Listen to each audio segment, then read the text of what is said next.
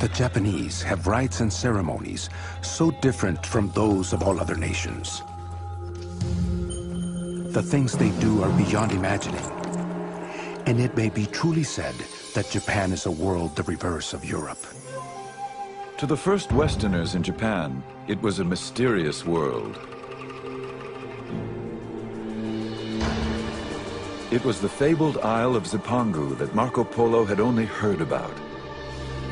The land of riches that Christopher Columbus set out to find.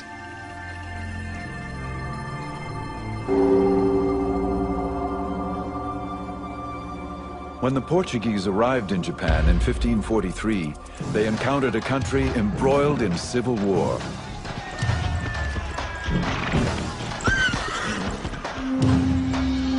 Out of this chaos, one samurai warrior would emerge. He would create a regime so strong it endured for over 250 years.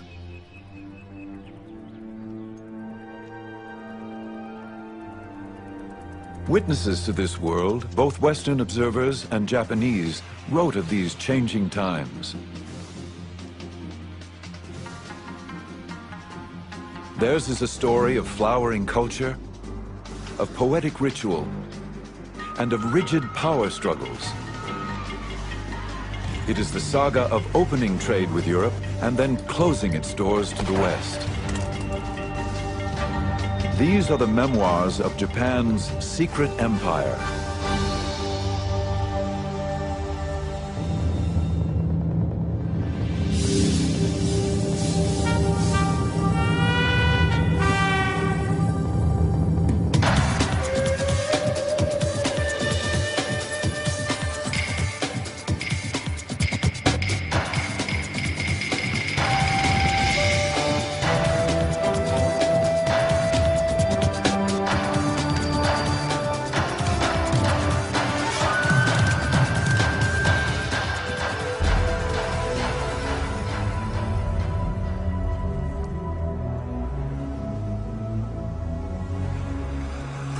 On the 25th day of the 8th month of the year of the water and the hair, there appeared off our western shore a big ship. No one knew whence it had come. As a Buddhist monk later recounted, samurai guards were quickly dispatched to warn their master. There were strangers on board these ships, unlike anyone the Japanese had ever seen. The local warlord, called a daimyo, summoned these strangers, the first Europeans to ever set foot on Japanese shores.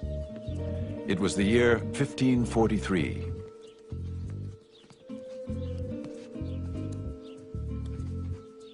When these Portuguese merchants arrived, the daimyo was intrigued by their peculiar, unknown weapons. The Japanese always liked novel things, new things, a fad, so to speak. And so they were very, very interested in the Europeans.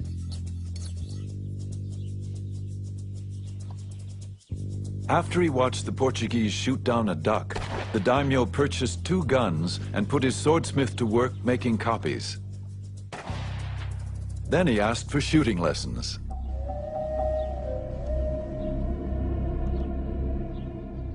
These first Europeans, their guns and their religion, would have unforeseeable consequences.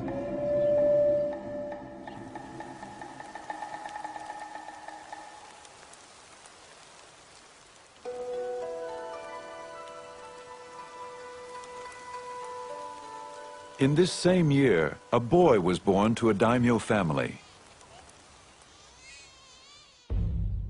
He would be known as Tokugawa Ieyasu. His destiny would be to change Japan forever. As an elite member of the samurai class, the boy inherited a world of tradition. A feudal realm of samurai warriors who ruled by birthright and sword.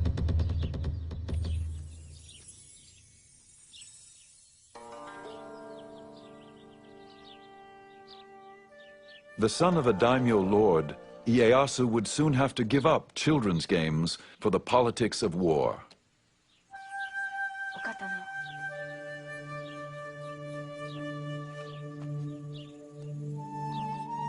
When Ieyasu was still a child, the ruling daimyo demanded that Ieyasu's father send the young boy to him as a hostage, insurance that all orders would be obeyed.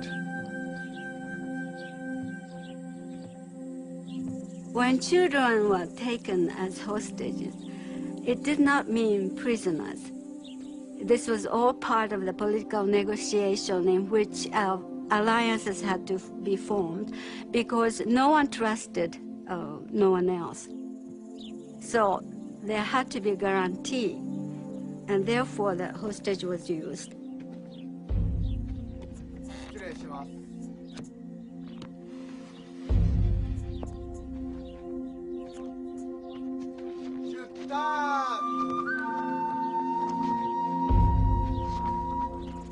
As a hostage, the young samurai boy traveled in the style befitting his daimyo rank.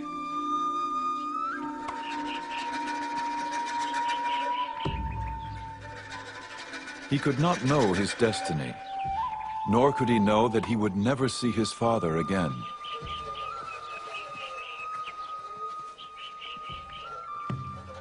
He would grow up a hostage, his life captive to the turmoil of civil war.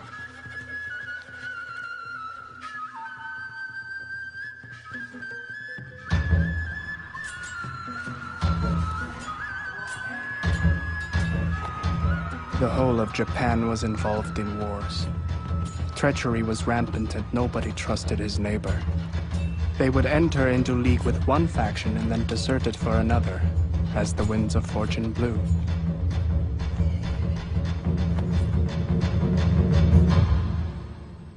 João Rodrigues, an eyewitness to these perilous times, was one of the first Portuguese to arrive in Japan. He came as a cabin boy of 15 and would soon become a Jesuit missionary.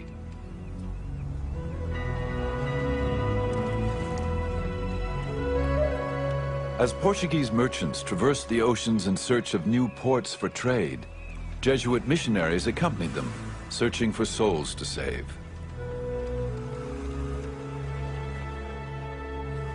The Jesuits were young and dedicated, braving the hardships of the dangerous 2-year voyage to reach Japan, a country which they considered ripe for conversion.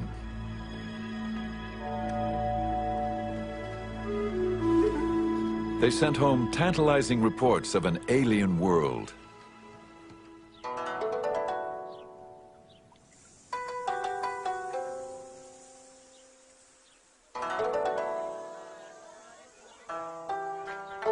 Everything is so different and opposite that they are like us in practically nothing. Now, all this would not be surprising if they were like so many barbarians. But what astonishes me is that they behave as very prudent and cultured people in all these matters. This is something which I would not dare to affirm if I had not had so much experience among them. The missionaries thought that the Japanese were such a remarkable race. Their culture was so developed that it was worthwhile writing back to Europe about the culture which they found, the language the Japanese spoke, and a very complex political system without any influence from Christianity, without any influence from Europe. And so I think this is a thing which one should bear in mind, that this was the first time Europeans dealt with Asians on equal terms and not as conquerors and conquered people. Their way of writing is very different from ours because they write from the top of the page down to the bottom. I asked a Japanese why they did not write in our way, and he asked me why we did not write in their way. He explained that as a head of a man is at the top and his feet are at the bottom, so too a man should write from top to bottom. During his more than 30 years in Japan, João Rodrigues became so fluent in Japanese, he became known as the interpreter.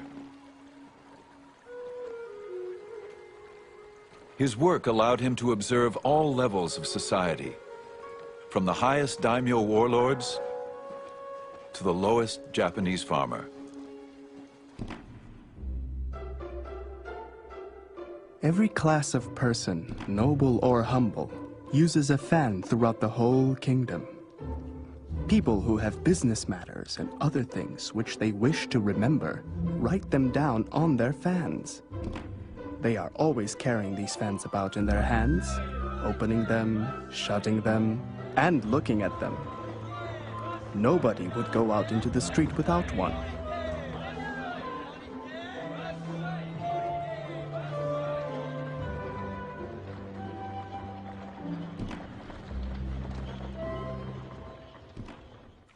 The Japanese, João Rodrigues observed, regarded the Europeans with equal fascination.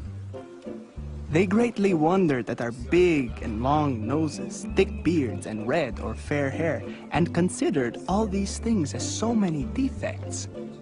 They called them the Southern Barbarians, which is not a very flattering term. Their eating habits were rather different. The Japanese were so polite, eating with chopsticks, etc. Whereas in those days, Europeans normally ate with just a knife and with your fingers. And then, of course, most of the Japanese take a bath every day, whereas Europeans, I'm afraid in those days, went for months and months and months without taking a bath. And to some extent, they deserved the epithet of barbarians. But however they were regarded, the missionaries were determined to stay in Japan. Our only desire was to preach and proclaim the law of the Creator. Even if there were only one Japanese Christian in the whole country, any missionary would spend all his life here just for the sake of that one person.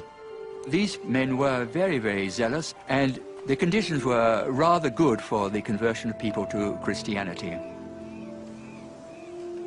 When you have bloodshed, revolutions, fighting, battles, death in large numbers, obviously people's thoughts do tend to go to the next life. In little more than 50 years, these missionaries established over 200 Catholic churches, primarily in southern Japan, and converted up to 250,000 Japanese.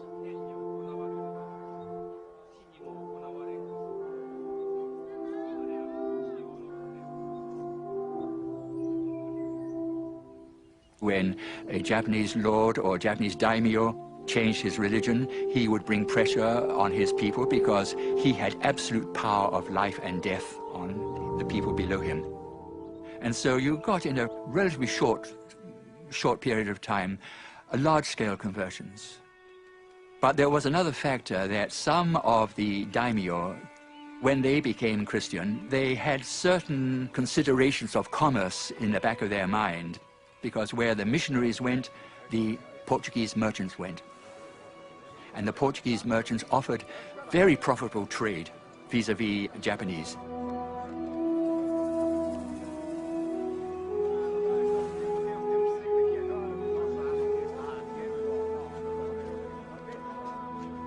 Commerce and religion intertwined. Some Japanese profited, while others watched with growing concern, convinced of Christianity's threat to their power. Merchants and missionaries, these early Europeans had set a course which would eventually run into unexpected consequences.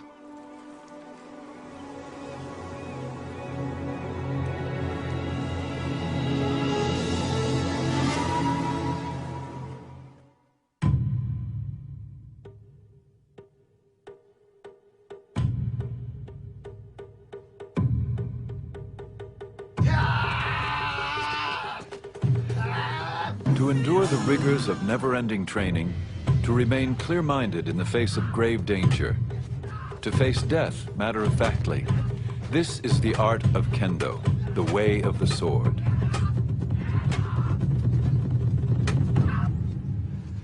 Master swordsmen taught young samurai the skills of sword fighting and the traditions of a samurai code of honor. This was the education the young Ieyasu would receive, even as a hostage. When you took a hostage in a certain class, they were usually treated very cordially, and they were given education just as they would be given at home. He probably had a very stoic, Spartan kind of education, taught military skills, martial arts, and Chinese classics, Japanese classics. The entire life of Ieyasu was that of patience and forbearance, people say.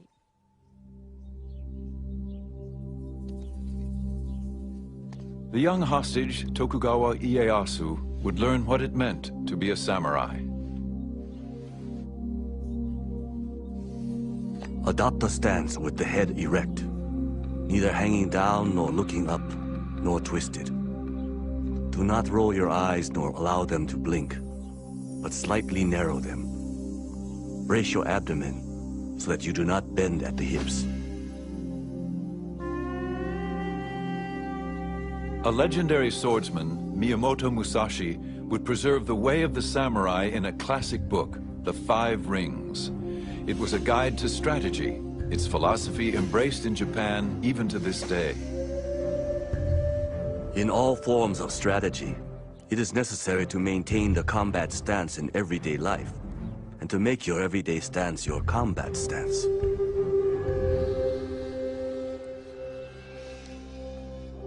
At age 15, Ieyasu entered manhood and earned the right to carry the two swords of the samurai.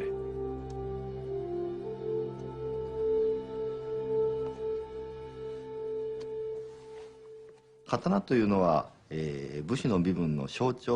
sword was the symbol of the samurai class. Only the samurai were authorized to carry two swords, a large one and a small one. The samurai, with these two swords, ruled over the farmer and the merchant. You're born into being a samurai, it's a responsibility. Amongst the responsibilities of being a samurai was always carrying one's sword to use to enact justice. If somebody were rude to you, it was your duty to kill them. But still, no samurai would walk around outside without a sword. And if they were caught without a sword, they could be punished for not upholding their duty. While the samurai class comprised less than 10% of the population, their presence loomed larger than life. Even the missionaries wrote as if the samurai were the whole of society. They carry a sword and dagger both inside and outside the house, and lay them at their pillows when they sleep.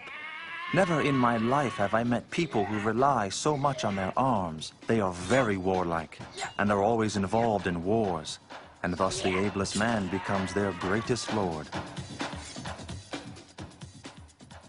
It was not only the men who swore to uphold this ideal. Samurai women were also trained to protect their family. The most important thing about samurai's daughters or wives was never to forget the honor and the pride as samurai's daughter.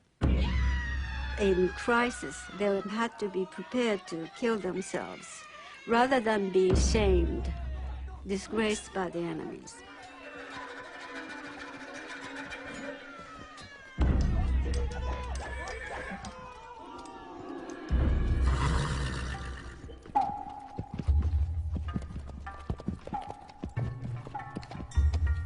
The samurai defended his home and family, but his true glory came on the battlefield, defending his lord against enemies.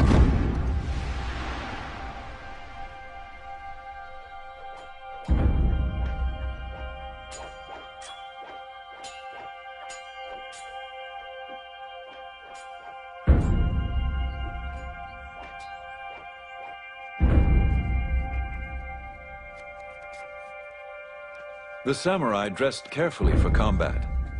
The finely stitched fabric and leather appeared elegant, even fragile. Unseen were the tightly woven plates of steel. Much like his protective armor, a warrior's refined appearance concealed his impenetrable inner core. This ethic, preserved in writings of the samurai, would prepare the warrior to meet life and death with honor.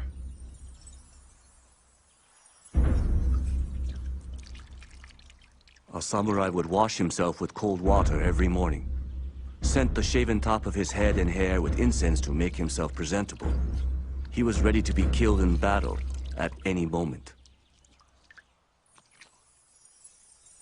Cherry blossoms are often compared to the samurai, They are a beautiful sight, like the warrior in his shiny armor, but it takes only one big storm for the petals to fall to the ground, just like the warrior in battle.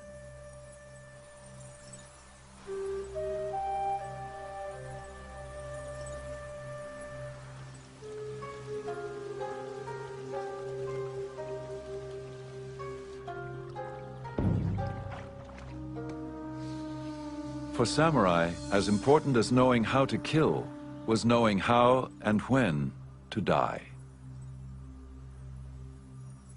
In the battlefield especially, your last moment of life, you have to show your control. The controlling your body, controlling your destiny, fate, is the indication of your internal strength. So it's the last moment that you have to stage your death. Seppuku, or harikiri, is the ritual of suicide as practiced by samurai. A samurai warrior carried two swords on his hip, a long one and a short one. The short sword was for cutting open his abdomen. Why would a samurai cut open his abdomen? Well, Japanese, especially samurai, believe that the heart was in the belly.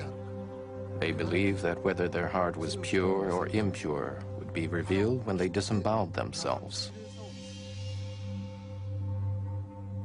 From the death poem to the final thrust of the dagger, seppuku is a ceremonial ritual of suicide ensuring an honorable death.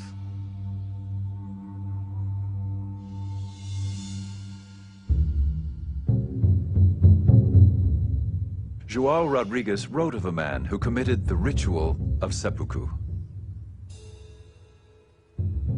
The samurai, dressed in the customary white kimono, solemnly and with great dignity, mounted a raised platform.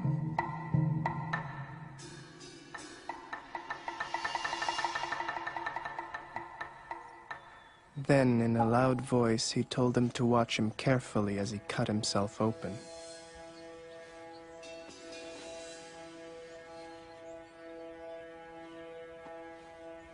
He seated himself and wrote his will slowly and calmly, asking his lord to look after his son and family, for he was going to die on account of his honor.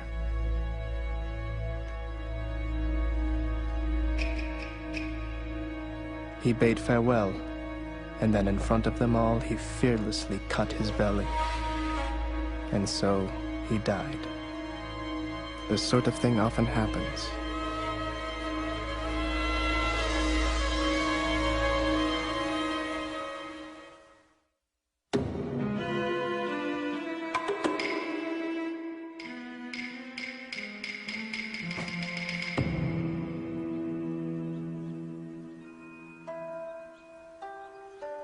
There is timing in everything.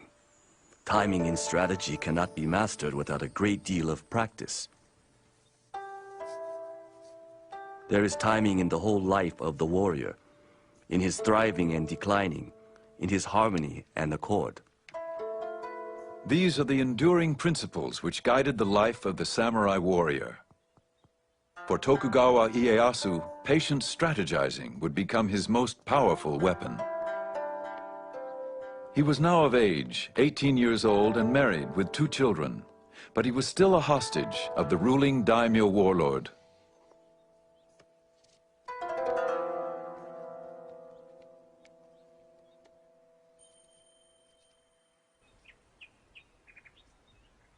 As time passed, Ieyasu strengthened his skills as a warrior, fighting alongside his daimyo master. When his master was killed in battle, Ieyasu was finally free to determine his own destiny.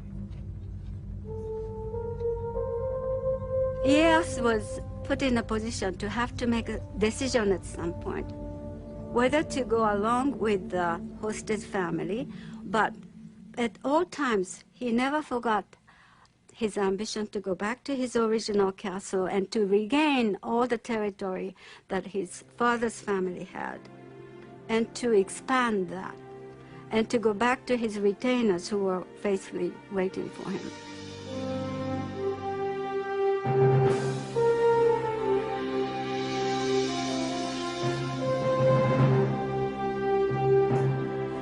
Ieyasu reclaimed his title as an independent lord, a daimyo.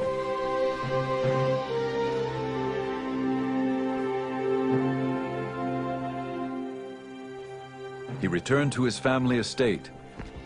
He could now fight on his own terms for his own people.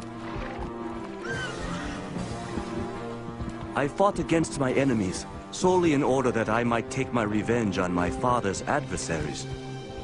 Because I was convinced of the rightness of my intention to help the people and bring peace to the land. The years of captivity had honed his discipline. According to his samurai training, he now carefully plotted his strategy.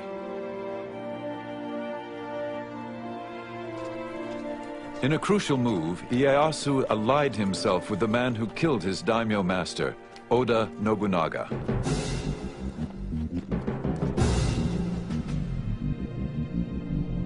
Nobunaga had become the most powerful warlord in Japan, feared and ruthless. The missionary João Rodrigues documented Nobunaga's campaign to unify Japan. Nobunaga was the first to begin cutting through the thick forest of wars and discord in Japan. He subdued about half the country, and fear of him made the remaining part ready to obey him in anything.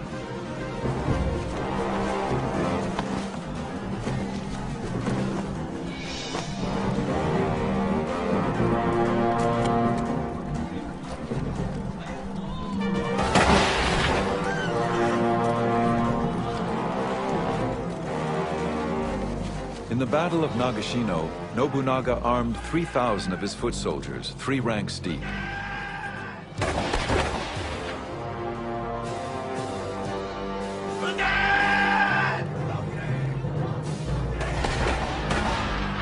As 10,000 enemy warriors charged, Nobunaga's musketeers fired in succession, decimating the opposing army.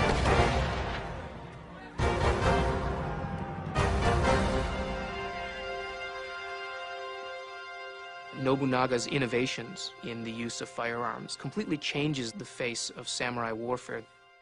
The old idea was where you would have 2 samurai meet on the field of battle. They would shout out their names and their lineages, where they were from. Sometimes one would ride out in front of all these troops and challenge someone to come and defeat him. So it was very manly. It was imbued with the ideal of valor.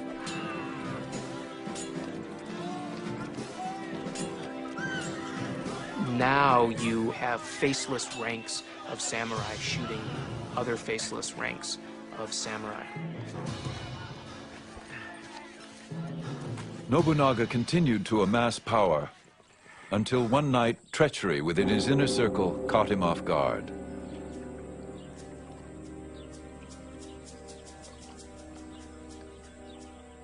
A missionary was nearby. Some Christians came just as I was vesting to say an early mass and told me to wait because there was a commotion in front of the palace. We'd once began to hear musket shots and see flames. We learned that it had not been a brawl, but that one of his generals had turned traitor. Some say he cut his belly, while others believe that he set fire to the palace and perished in the flames. What we do know, however, is that of this man, who made everyone tremble not only at the sound of his voice, but at the mention of his name, there did not remain even a small hair which was not reduced to dust and ashes. As the flames burned, Nobunaga's loyal general, Toyotomi Hideyoshi, seized the moment.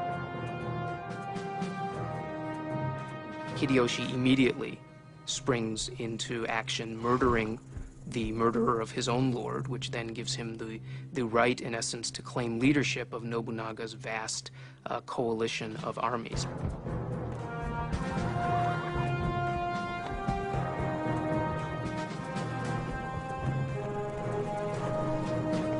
Ieyasu watched from a distance.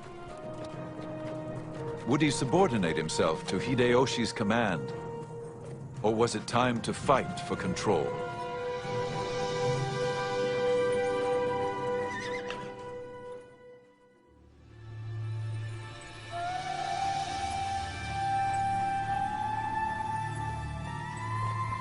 Nobunaga, Hideyoshi, and Tokugawa Ieyasu. These were the men who would bring an end to the brutal civil wars. They would go down in history as the unifiers. There's a story in Japanese that explains the character of the three unifiers. And Nobunaga, Hideyoshi, and Ieyasu are watching a cuckoo bird waiting for it to sing, but the bird doesn't sing. And Nobunaga says, "Little bird, if you don't sing, I will kill you." And Hideyoshi says, "Little bird, if you don't sing, I'll make you sing." And Ieyasu says, "Little bird, if you don't sing, I'll wait for you to sing." And Ieyasu is a patient strategist who will wait for things to go his way, and then he'll act. After Nobunaga's death, Ieyasu and Hideyoshi faced off in a measured game of strategy, each in his own way trying to outsmart the other. 武人としてのリーダーとすれば、まず自ら先頭に立って。 As a military leader, Ieyasu was a courageous man who never hesitated in battle. However, though he was brave, he was also cautious. One famous story, Ieyasu was known as an excellent horseman. One day he and his troops had to cross a very narrow bridge over a raging river. Everyone was watching to see how the great Ieyasu would ride his horse over this dangerous bridge. To his men's surprise, Ieyasu dismounted, took the horse's reins in his hands, and carefully led the horse over the bridge to the other side of the river. That's how vigilant he was. I believe this kind of caution helped him to be victorious in battle. While Ieyasu practiced restraint and careful strategizing, Hideyoshi acted quickly and decisively.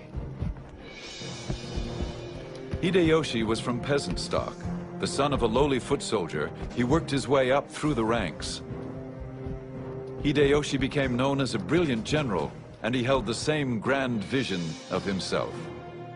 When my mother conceived me, she was given a miraculous omen. On the very night that I was born, the room was suddenly aglow with sunlight, thus changing night to day. Finally, they divined, the child whose birth was attended by these miracles was destined to become a man of unusual attainments. This prediction is fulfilled in me. Shortly after Hideyoshi took control, Ieyasu challenged him. But Ieyasu soon realized there was more to be gained as Hideyoshi's ally than as his enemy.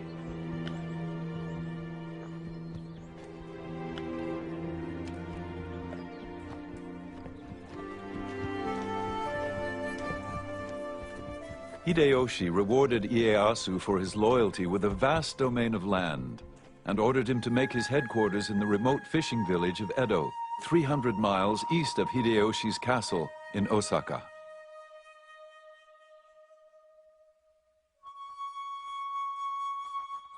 Some might have thought the gift an insult. But in Edo, the village that would later become Tokyo, Ieyasu busied his troops building a massive 5-story castle fortification.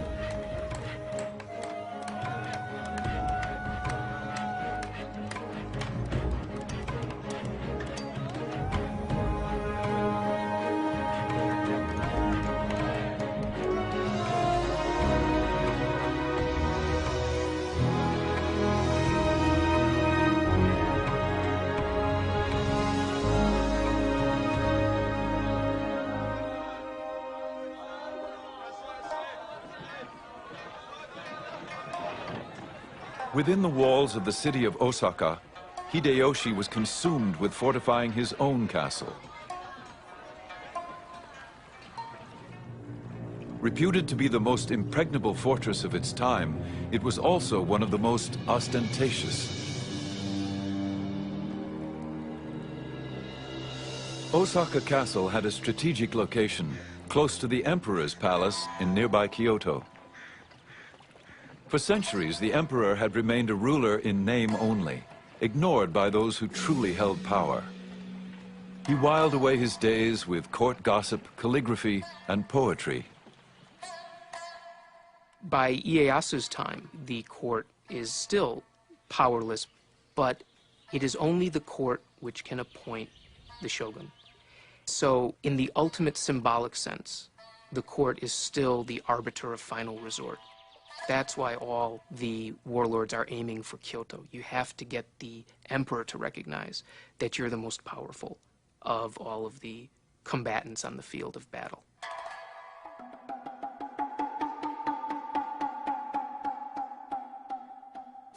Hideyoshi curried the emperor's favor, inviting him to no plays and musical performances. But the emperor would not grant this warrior of peasant stock the title of shogun.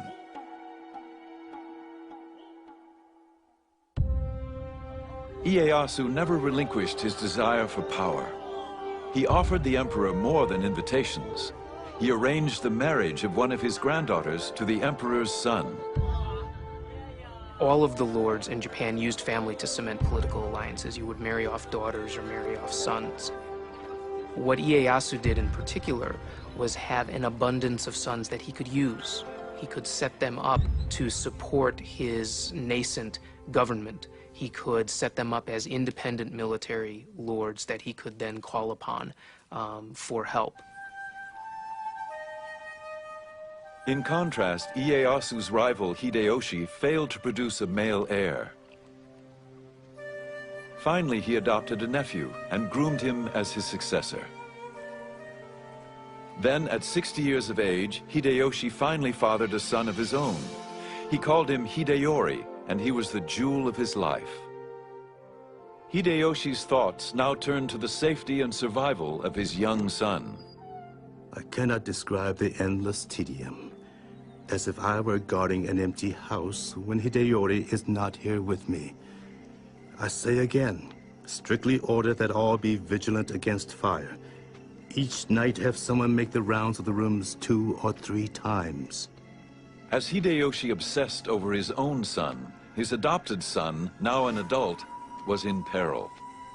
It's clear that by the end of his life, Hideyoshi was acting more and more erratically. He became increasingly cruel, if not sadistic. Then when he finally, in his final years, produced an heir of his own, he ordered this adult male who had been his heir to commit suicide.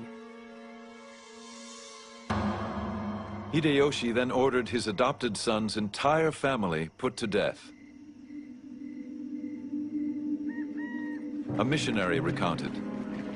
They were drawn along the streets in the carts to the open view of the world. 31 ladies and gentlewomen, with the 2 sons and 1 daughter of his adopted son, the oldest of whom was not more than 5 years old. All their bodies were thrown into a pit, over which was built a little chapel with a tomb in it, with this inscription: "The tomb of the traitors."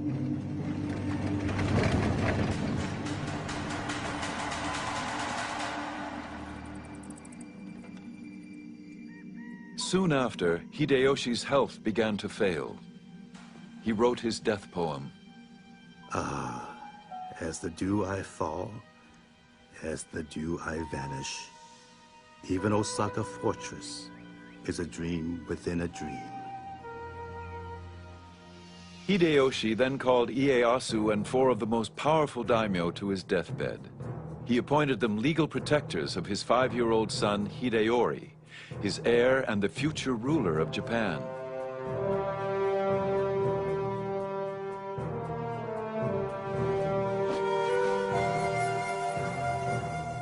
Ieyasu pledged to protect the boy with his own life, a pledge that would become very difficult to keep.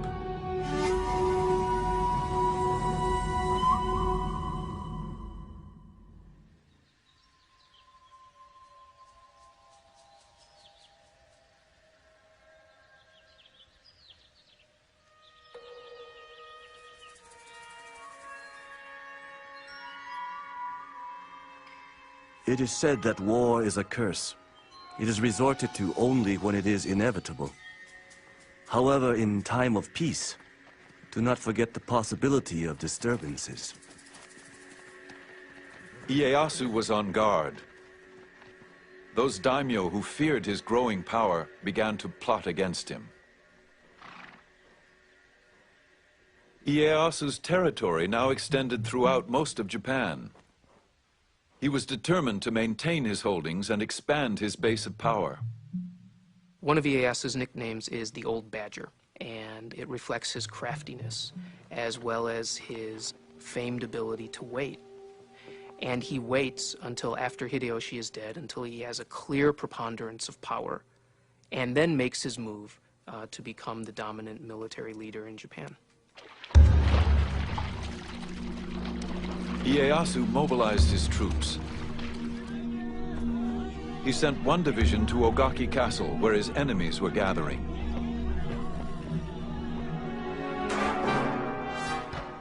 When the battle began, women and children rushed to safety.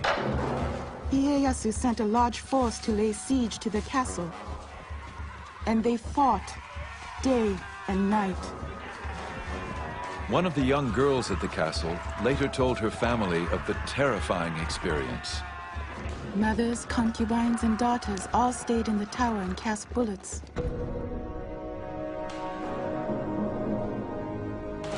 There was panic.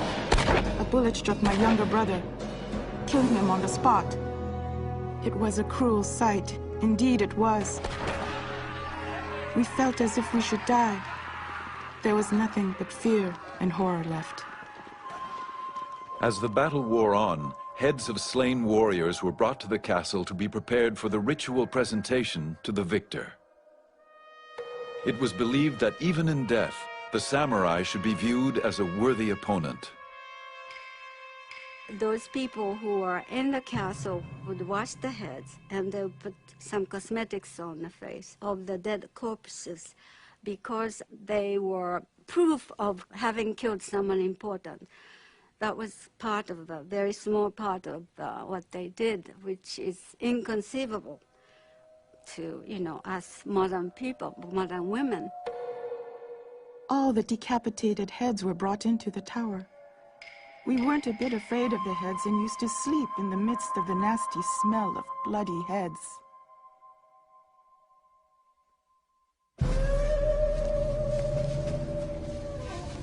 Victorious at Ogaki Castle, Ieyasu's troops now pursued the rebellious daimyo and their armies. They faced off in a narrow valley just west of the village of Sekigahara. This would be the battle that changed the course of Japanese history. Ieyasu set up his command post atop a hill overlooking the valley, waiting through the night for the rest of his armies to arrive. At dawn, Ieyasu's attendant physician hastily noted in his journal, "Slight rain. Dense fog in the mountain valley. Can't see. Barely made out enemy banners. On horseback, Lord Ieyasu made out their positions. Estimate distance at 2.5 miles. Ieyasu was outnumbered, with only 50,000 troops challenging his enemy's 80,000. He waited for his son to arrive with reinforcements.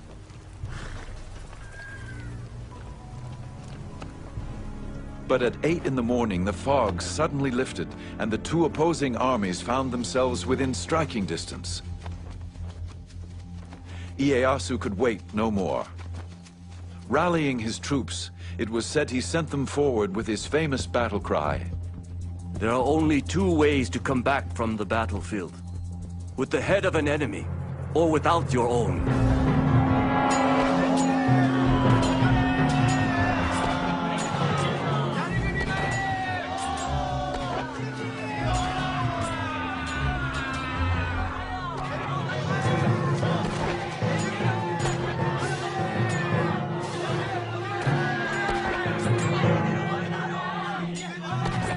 Ieyasu watched as his troops faced what seemed insurmountable odds.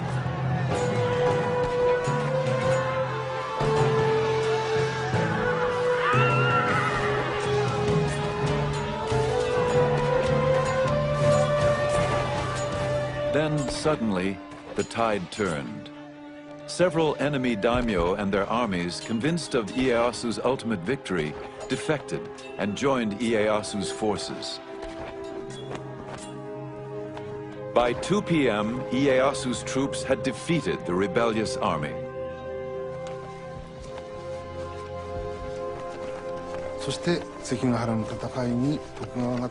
Tokugawa's victory at Sekigahara brought an end to the warring states and signaled the beginning of a new era. That's the significance of the Battle of Sekigahara.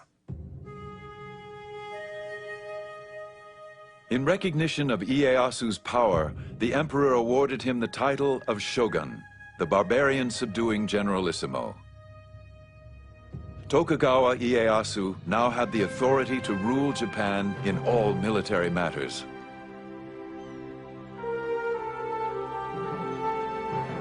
He ruled unchallenged, but always there was the specter of Hideyoshi's young son Hideyori growing up in Osaka Castle.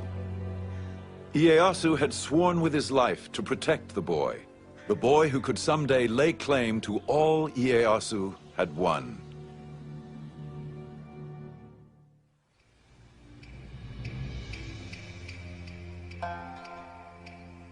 As the young boy Hideyori approached manhood, a daimyo warned, "Although he is Hideyoshi's heir, Ieyasu would never let him rule Japan. Sooner or later, some ambitious character will foment rebellion in his name. And even if Hideyori knows nothing about it, he will be blamed and forced to commit suicide to the grief of Hideyoshi's ghost." Now, the Tokugawas had no divine right to rule Japan. They ruled Japan because they were the most powerful, they had the most money, they had the most soldiers, but they had no divine right. And there were many other powerful daimyo, especially in the West, the Christian daimyo. And so, if there were any philosophy, any political movement that would bring these daimyo together as a coalition against the Tokugawa family, that was very dangerous. Tokugawa Ieyasu tolerated no dissent. He expelled many of the foreign missionaries, including João Rodrigues.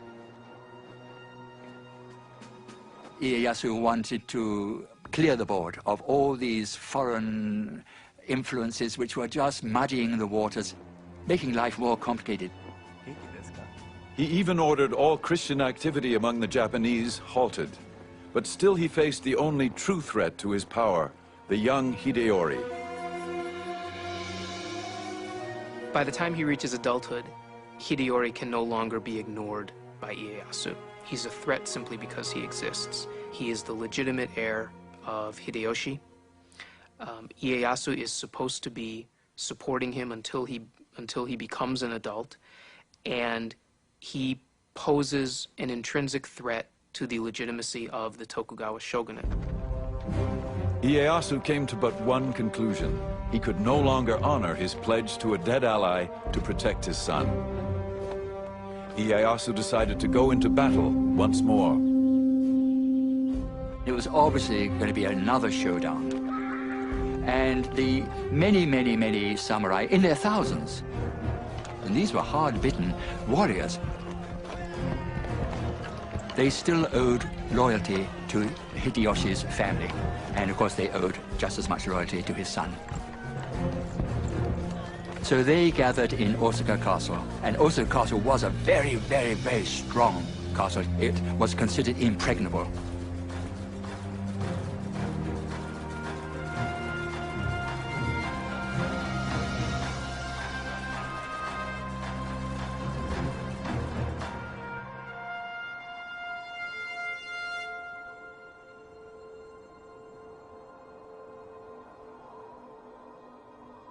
In the winter of 1614, Ieyasu accused Hideyori of subversion and ordered his troops to advance against Osaka Castle.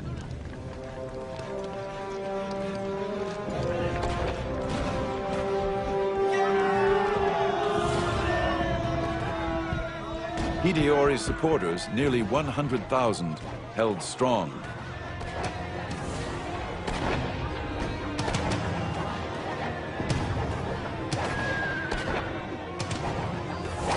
Ieyasu retaliated with a devious plan. He sent a woman samurai to negotiate a truce with Hideyori's mother.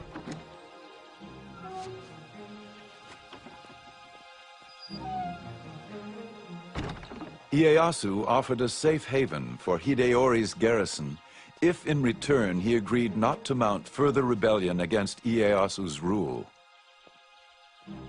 To prove his intentions, Ieyasu signed the pledge in blood. Hideyori's mother convinced her son to accept the offer. Ieyasu's ploy had worked. As soon as the fighting stopped, Ieyasu began to fill in the moats of Osaka Castle, the deep moats. And the people in the Osaka Castle protested a lot. That was not in the agreement. But that didn't matter. They filled in the moats. And once the moats were filled in, then Ieyasu's troops would storm into the castle. And there was a dreadful slaughter.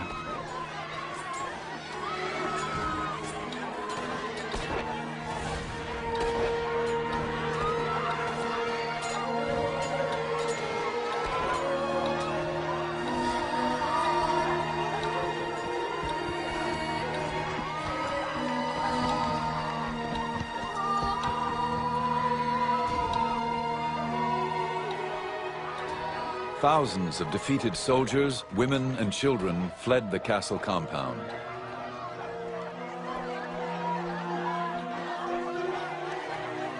A European merchant recorded the event in his journal. We had news today that Ieyasu hath taken the fortress of Osaka and overthrown the forces of Hideyori. They say the taking of this fortress hath cost about 100,000 lives, and that no dead man of account is found with his head on, but all cut off. Ieyasu's army set the castle on fire.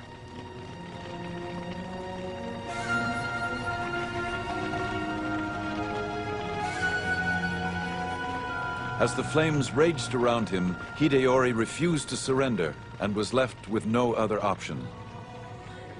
He committed seppuku.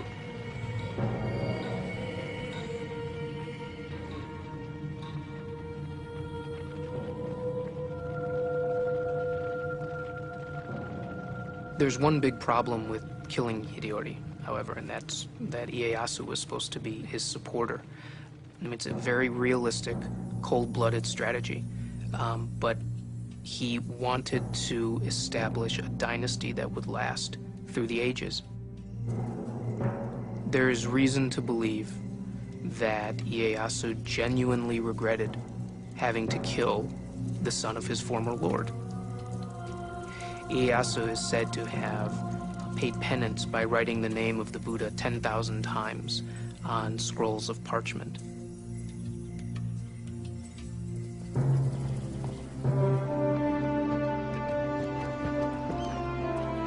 Tokugawa Ieyasu had wiped out the last threats to his power, or so it seemed.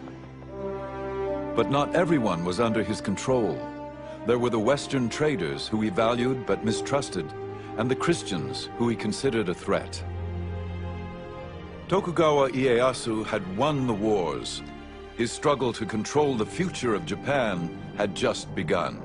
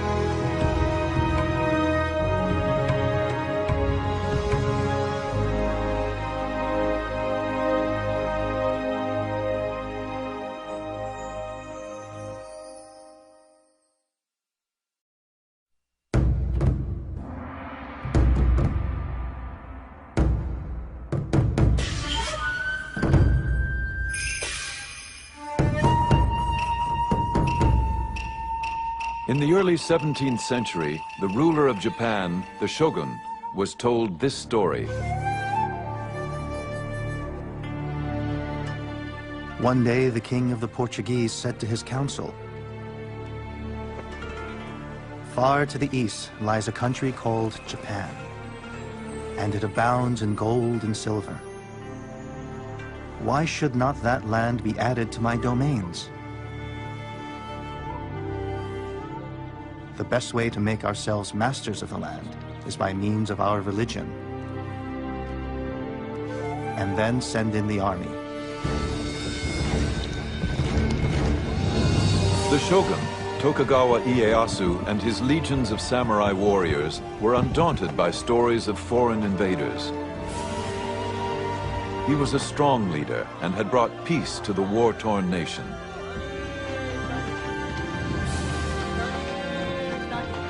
Yet foreign dangers and internal unrest remained a threat. As Japan deferred to the will of the shogun, eyewitnesses wrote of these remarkable times. These are their memoirs of Japan's secret empire.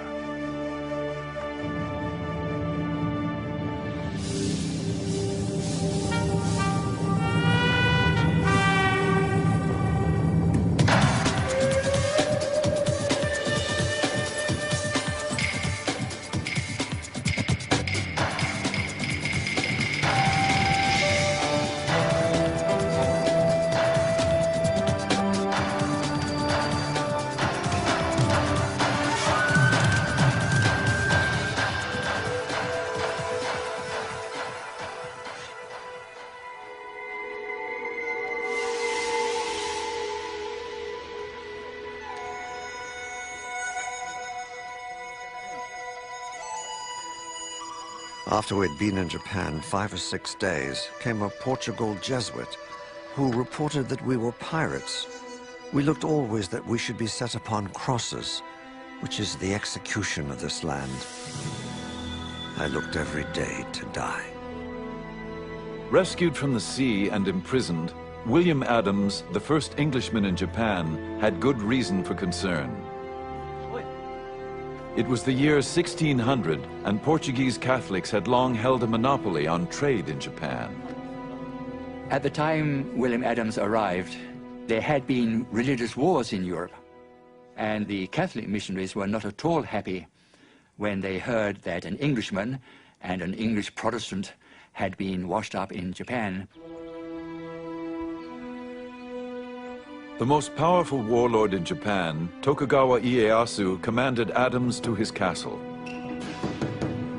Rather than ordering his execution, he wanted to know more about this stranger.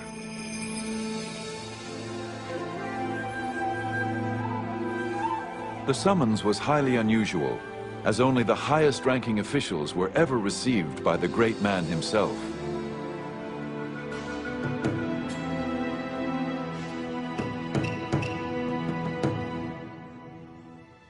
The ruler demanded of me of what land I was, and what moved us to come to his land, being so far off. I showed him the name of our country, and that our land desired friendship. It appeared that Ieyasu was interested in more than friendship. He asked whether our country has wars.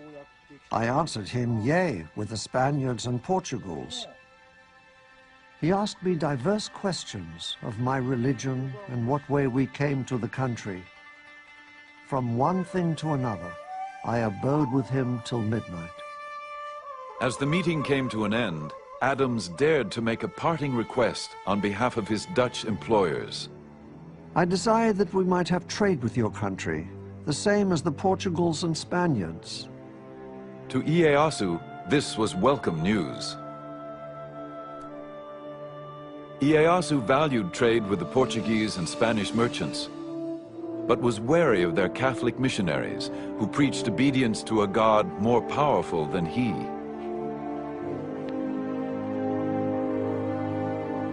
To avoid those he considered a threat to his own authority, Ieyasu wanted his own fleet of trading ships.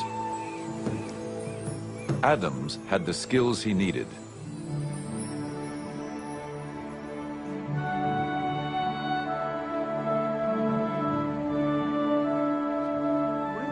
The English pilot had apprenticed as a shipwright.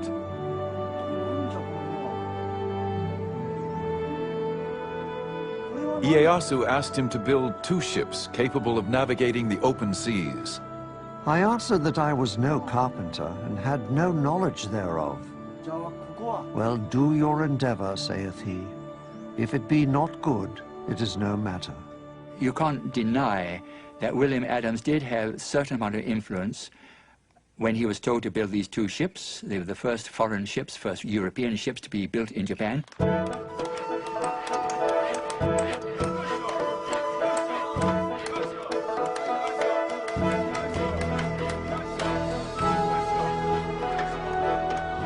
They were built with Japanese workers, of course, under his supervision.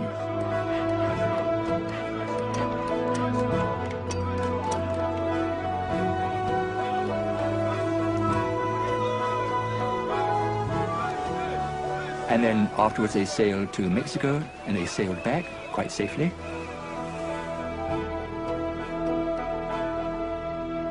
Ieyasu now had the leverage he desired. When the Catholic missionaries continued to gain converts and create problems, he expelled them.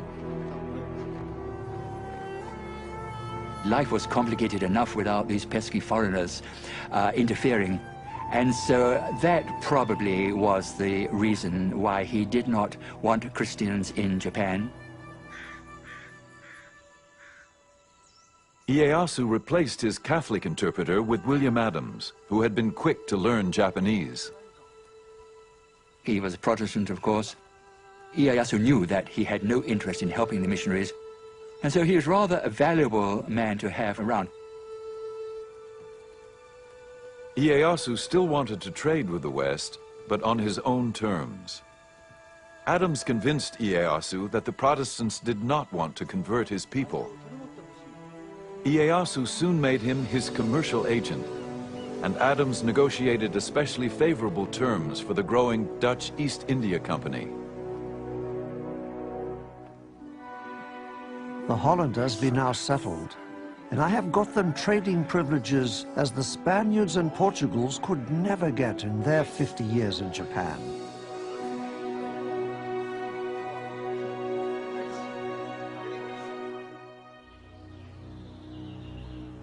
Adams married and settled down into Japanese life. He adopted Japanese dress and was awarded the right to wear the 2 swords of the samurai. And he was given an estate with about 70 or 80 servants, which is pretty good, far better than his standard of living in England would have been, of course. And I think towards the end he lost his desire to go back to England because he knew he would just be a working class man in England, where back in Japan he has 80 servants to wait on hand and foot on him.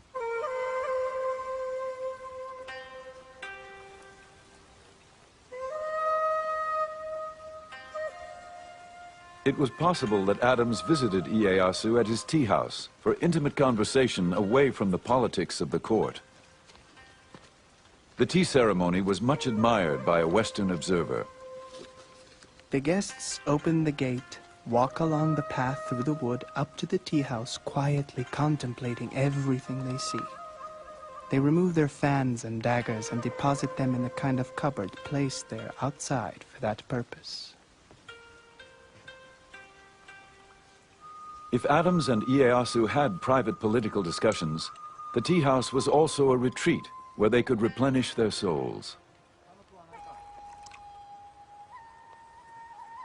This gathering for tea and conversation is not intended for lengthy talk, but rather to contemplate within their souls, with all peace and modesty, the things that they see there, and thus, through their own efforts, to understand the mysteries locked therein.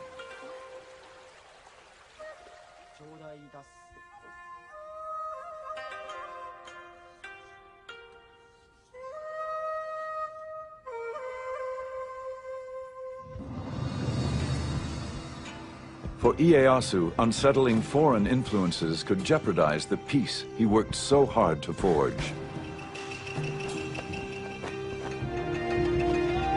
But the biggest challenge would be to maintain control of the 260 fiercely independent warlords and their formidable samurai armies.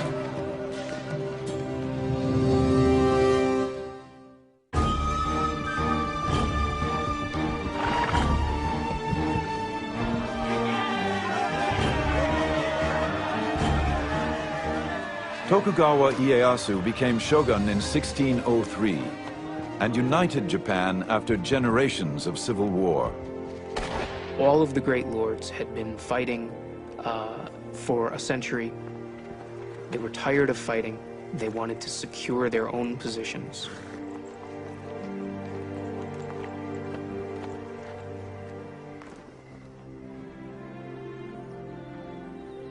But as a court chronicler documented, the task ahead would not be easy. Although he had conquered the country on horseback, being a man of wisdom, he fully appreciated the impossibility of governing the country on horseback. He was interested only in discovering the key to government, how to govern oneself, the people, and the country. What made Ieyasu superior as a leader was that he surrounded himself with capable people who believed in him. There's a story about a low-ranking samurai who asked to meet with him. Ieyasu listened attentively. After the man left, a higher-ranking lord said to Ieyasu, "What a waste of your time." Ieyasu replied, "It took great courage for that man to approach me. If I didn't listen, he would never come again." Peace would not be secured by leadership alone. Ieyasu had to curb the power of the daimyo, the feudal lords. These lords are building enormous territorial, centralized domains.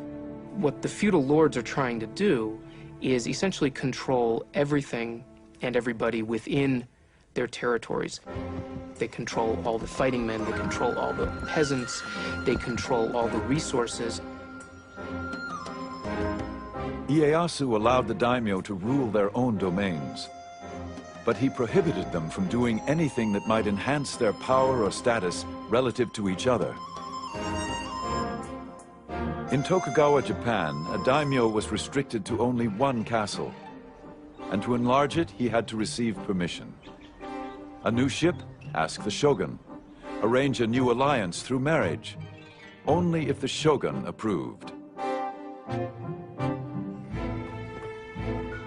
Ieyasu would maintain the peace through this ordered control, and it extended through all levels of society. The Japan that Ieyasu fashioned was built on the ancient teachings of Confucianism. Obey the traditions of hierarchy and respect authority. A Japan in keeping with the samurai traditions. It was a rigid society with lots of rules and regulations. Everybody must know their place in society and stick to it. That was the theory. Didn't always work out in practice, of course, but that at least was the theory. All samurai were members of the elite class, whether he be a daimyo warlord or a lowly foot soldier. Next in line were the farmers, then the artisans. At the very bottom were the tradesmen, considered the parasites of society.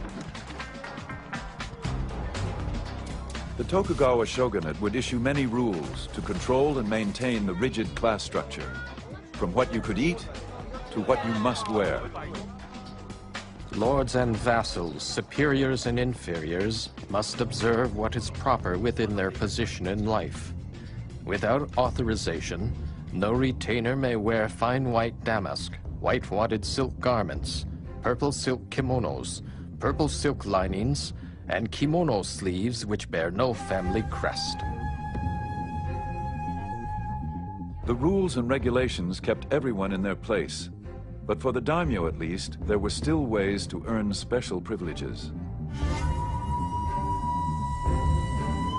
Ieyasu decreed that the lords must help build his castle and the surrounding city of Edo.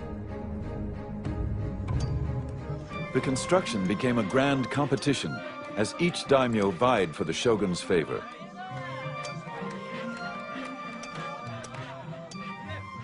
Soon they transformed the small castle and backwater village of Edo into a magnificent domain.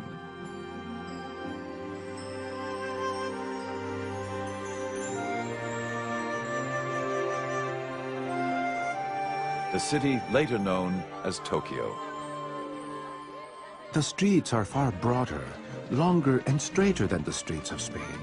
They are kept so clean that you may well think that nobody ever walks along them. The emerging splendors of Edo were recorded by Rodrigo de Vivero y Velasco, the governor of the Philippines, who had been shipwrecked off the coast of Japan. He spent several months in the capital as a guest of the shogun. What makes this man interesting is that he wrote a report about Japan after he left Japan. And he was a very discerning man. He saw various aspects of Japanese life which other people had not seen. The people live in particular streets according to their trade and station. One street, for example, is reserved for carpenters. In other streets, there are cobblers, blacksmiths, tailors, and traders. The nobles and people of quality live in the streets and districts quite different from the rest of the town, and no commoner or person of the lower classes mixes with them.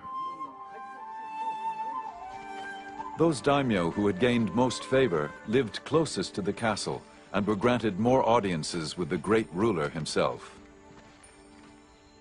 While Vivero y Velasco was in the castle being received in audience by Ieyasu, he saw a powerful daimyo come into the castle to pay homage to Ieyasu.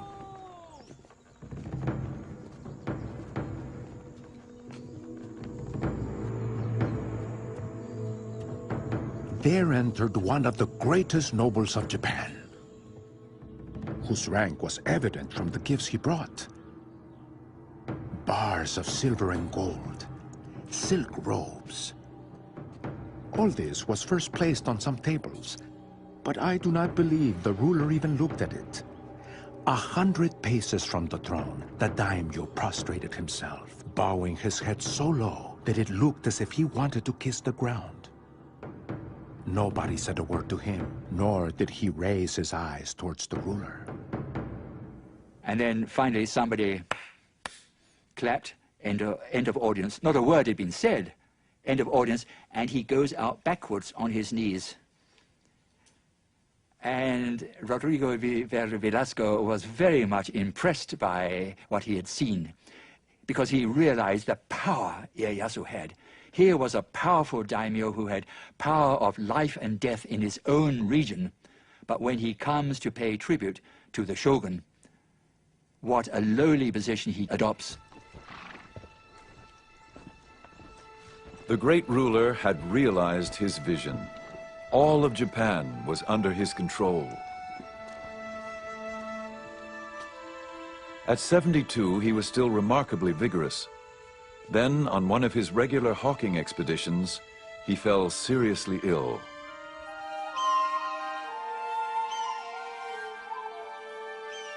As he lay dying, he planned the details of his funeral. It would be a simple ceremony, his ashes taken to the top of a mountain overlooking the land where he so often went with his hawks. Here, he felt, his spirit could soar over his beloved land, holding the realm together. Ieyasu had carefully forged his well-ordered society. He would not leave the future of Japan to whim. He called his family to his side. He told his children and grandchildren who were gathered around, "Because you are my descendants, you will become shogun. As shogun, it is important that you rule the country for the benefit of the people, or you will be punished by heaven. As shogun, you must govern for the good of the country. This world does not belong to the Tokugawas, and cannot be ruled just to satisfy your whims.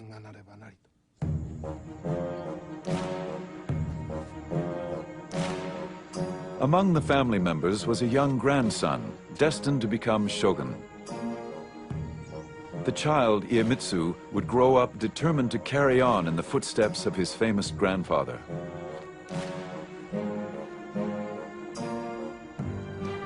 Iemitsu, the third shogun, would keep Japan under Tokugawa rule, using any means necessary.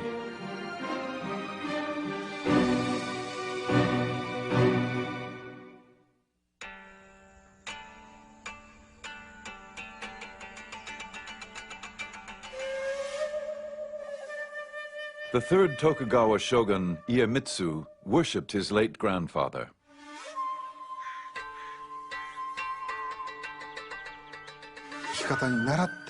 He had numerous mystical experiences that whenever he got sick, Ieyasu would appear in his dream, and he would wake up feeling better the next morning.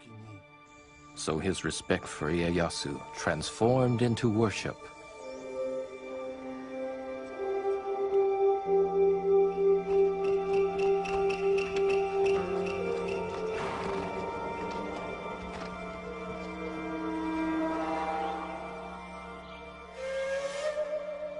Iemitsu always carried a charm containing a piece of paper saying, "To live according to the way his grandfather would have lived."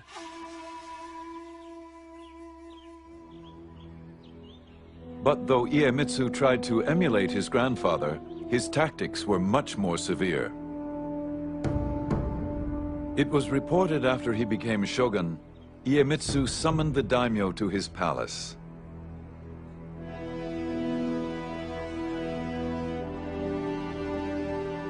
The lords waited all day in the cold without food or shelter. They began to fear for their lives.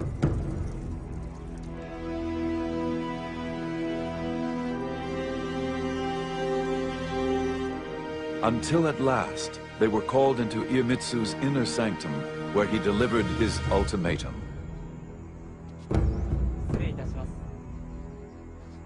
I have been in the position of a superior and a master from my birth. I shall henceforth treat all daimyo as my subjects. Those of you who may disobey me may quickly return to your provinces, repair your castles, and prepare for arms. I shall act accordingly. Iemitsu is a fascinating shogun. He's the first shogun who doesn't lead troops in battle. He had not proved himself on the battlefield. He did not have his own men who came with him into office when he became shogun. Iemitsu inherited a nation at peace.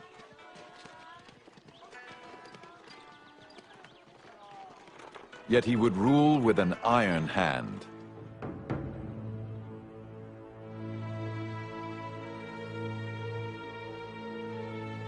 He listened to few and spared no one. He would not tolerate competition, not even sibling rivalry. He ordered his younger brother to commit suicide.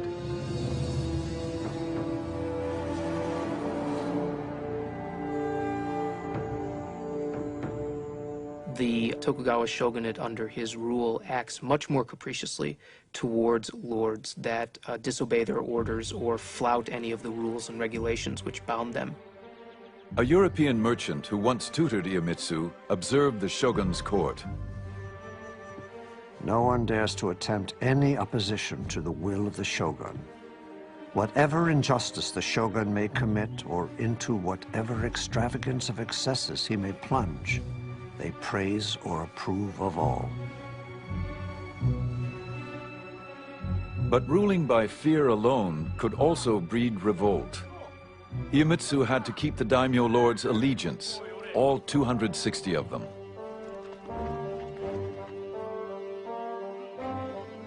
In peacetime, there was no common enemy, no spoils of war to reward the daimyo for their loyalty. Iemitsu had to find some other way to control the daimyo lords. They were commanded to appear at Iemitsu's court in Edo.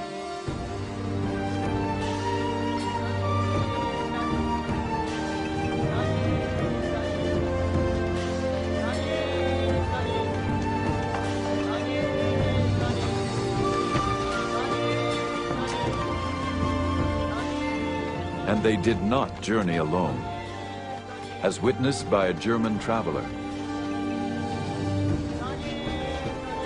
The bodyguards and bearers put on a swaggering gait when they pass.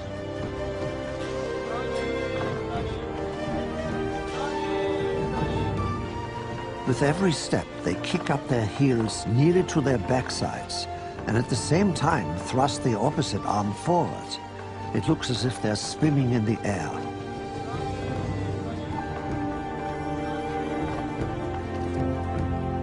These elaborate processions often numbered in the thousands. They were part of a system known as alternate attendance.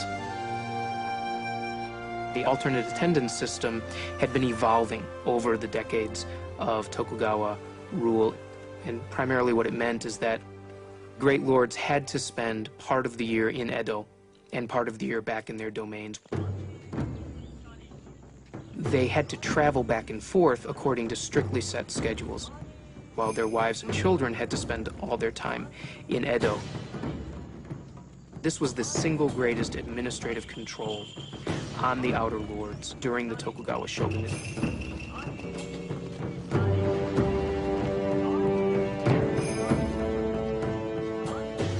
Alternate attendance had another advantage for the shogun. It kept the daimyo lords financially powerless. It was reported that a daimyo could spend more than 3/4 of his income maintaining the processions and supporting his army of samurai once they reached Edo. What this also does, by the way, is cause Edo to explode in size. And in fact, there grows up in Edo a class of samurai who only know Edo, even though their domain may be in the farthest reach of Japan. They're born in Edo, they work in Edo, and they only know Edo.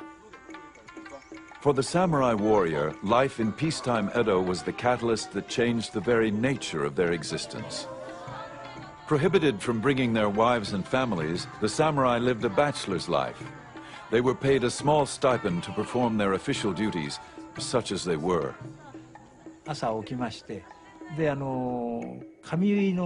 They would get up in the morning and have their hair dressed by a fellow samurai.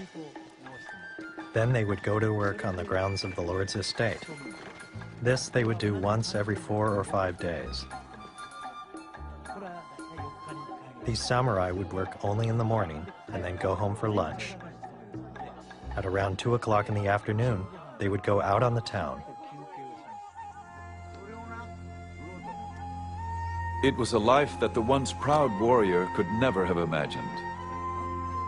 Edo was becoming a city of samurai whose job description was rapidly changing from soldier to bureaucrat. The life of a samurai, they aren't allowed to work. They're given enough money to live on. And mostly what they do is they spend every day at the house of a friend drinking and talking and studying and doing tea and reading books of old war tales and imagining what it would have been like to live in the 1500s. Life in 17th century Japan did not include the hazards of war. Yet peace brought its own perils. Rules and regulations were strict, and the penalties could be severe for any who dared disobey.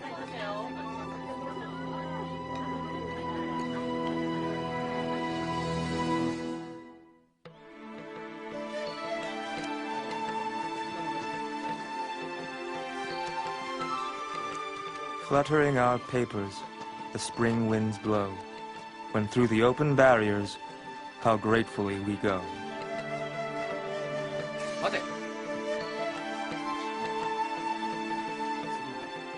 Five government highways led to the shogun's capital of Edo, all with inspection barriers to enforce Iemitsu's laws.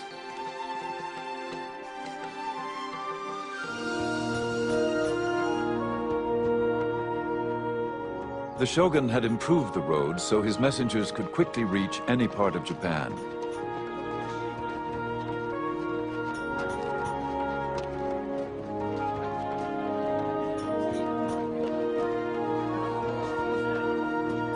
These roads also made it easier for the daimyo and their samurai warriors to travel to Edo.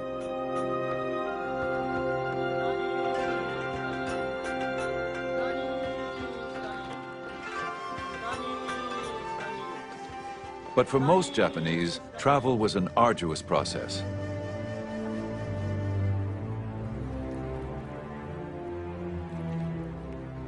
A multitude of rules and regulations monitored who came in and who went out of the city of Edo.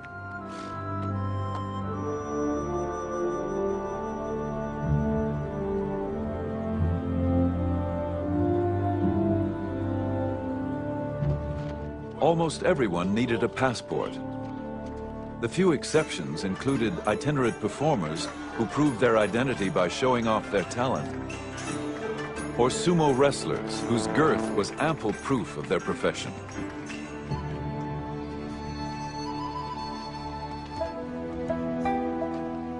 Farmers were routinely denied permission to travel from village to village.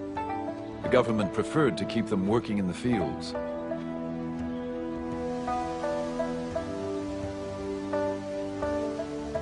Those without the proper papers often tried to avoid the inspection posts by slipping by on side roads.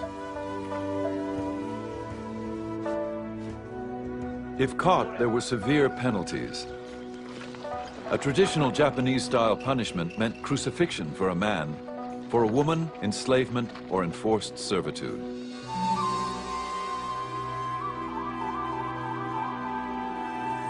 With so many laws and restrictions, one never knew when the shogun's edicts might actually be enforced.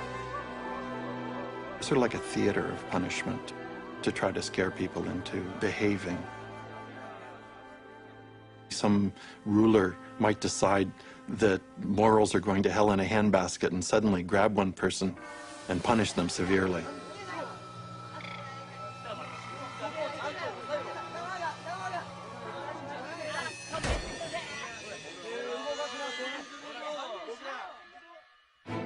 Despite the uncertainty, against all odds, travel grew in popularity. Now that the roads were safer, more and more Japanese began to journey from village to village.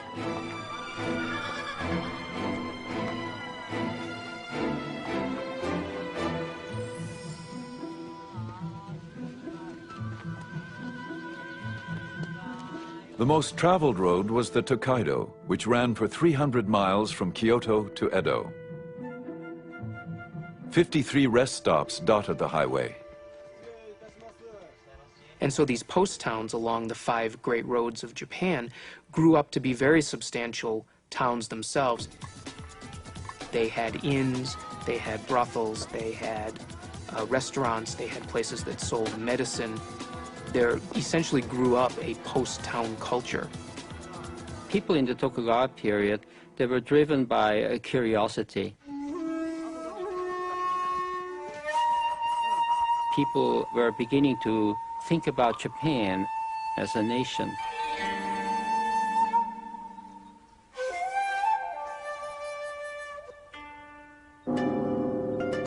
Travel diaries became bestsellers. Inoue Tsujo was a young samurai woman writer who kept a diary as she traveled the Tokaido Road. A mountain range rises above the clouds, and splashing water gashes over the rocks, making an ear-splitting noise. On the way up, we feel that we are being knocked down backwards, and on the way down, we feel that we are slipping all the way. Thus, we are often fearful.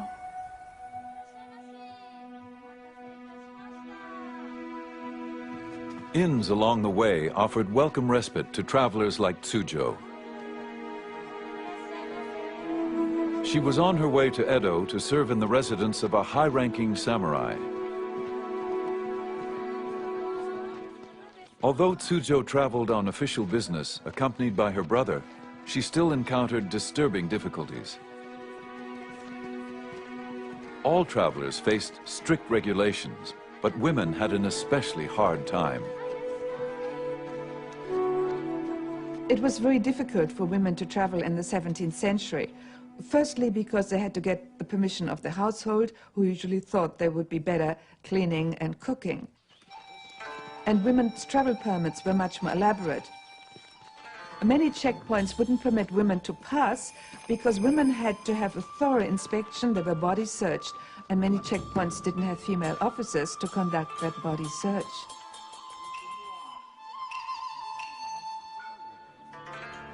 Officials were always on the lookout for women who disguised themselves as boys.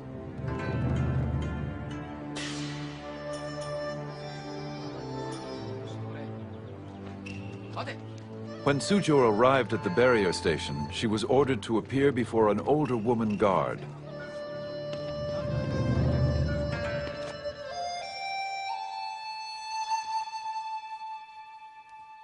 A rough-looking woman examined me, ran her hand through my hair and said something with a heavy accent. It was very unpleasant, but I had no choice. I was afraid of what she might do.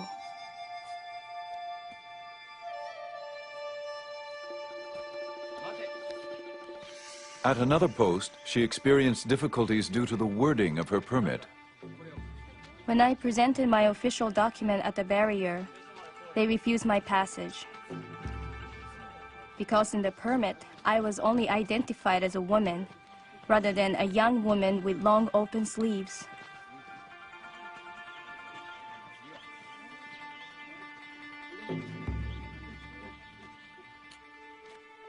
I had to go back to the inn.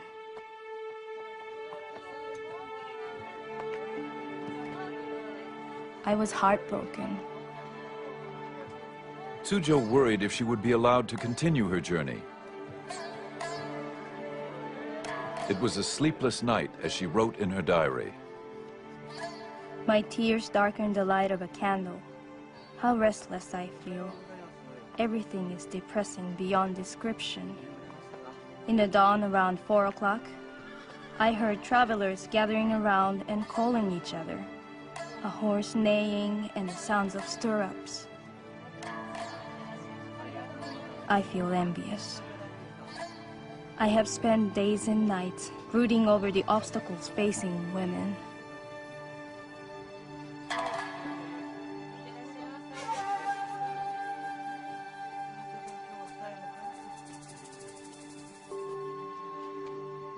Suzhou's plight was not uncommon. Under Iemitsu's reign, anybody who did not follow his rules could be punished. But there was one group persecuted simply because of their beliefs: the Christians.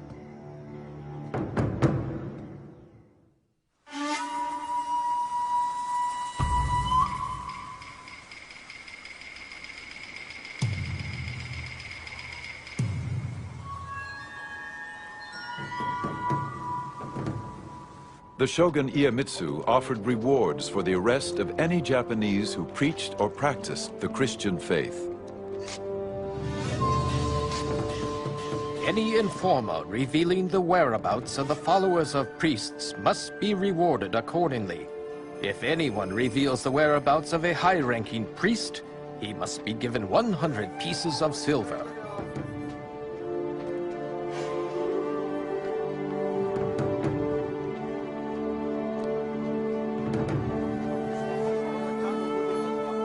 One has to bear in mind in this period of Japanese history that there was repression and that the Tokugawa authorities, the shogun, wanted to keep Japanese society as it was.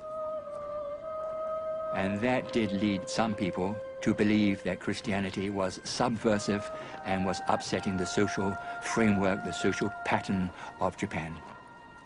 By Iemitsu's time, all foreign missionaries had been deported. But the converts they left behind, the Japanese Christians, remained devout.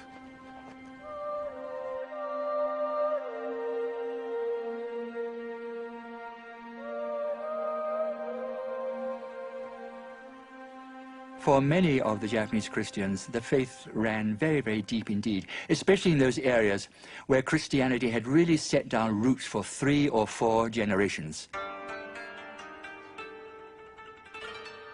The shogun is a great enemy to the name of Christians.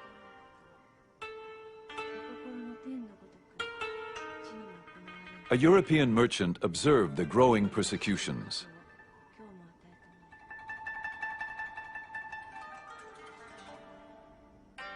I saw 55 martyred because they would not forsake their Christian faith. And amongst them there were little children of 5 or 6 years old, burned in their mother's arms, crying out, "Jesus, receive their souls."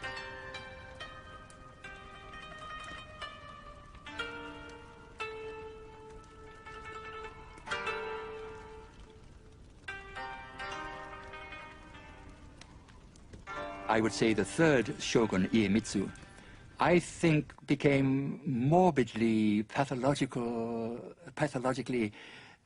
fearful of Christianity. They thought that this was a threat to our power.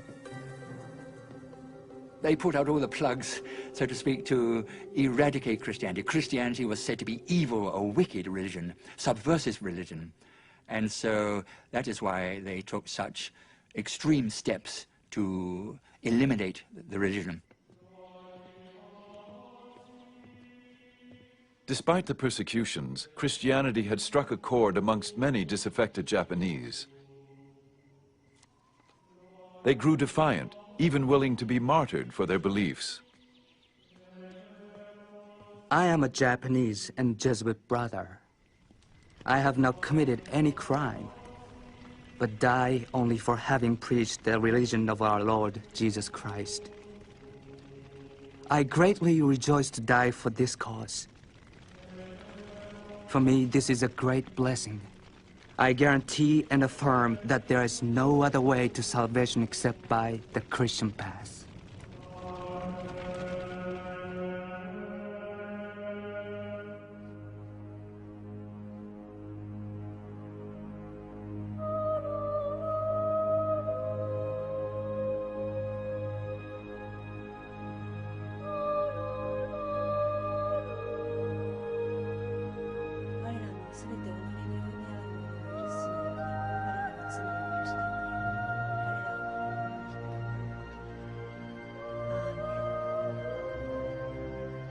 Iemitsu was increasingly disturbed by the Christian situation, especially in the south, where a large number lived.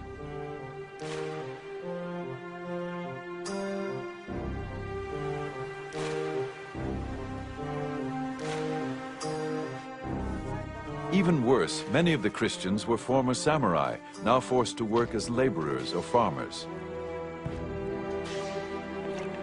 But they were samurai in their hearts and well-versed in the use of weapons. For Iemitsu, this was unacceptable.